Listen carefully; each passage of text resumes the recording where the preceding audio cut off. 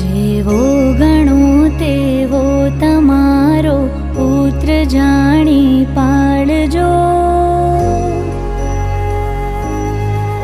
જેવો ગણો તેવો તમારો પુત્ર જાણી પાળજો.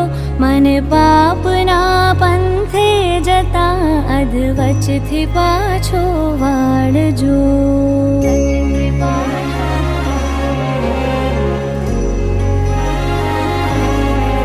તારા વિના આ જગતમાં મારું નથી કોઈ માવડી.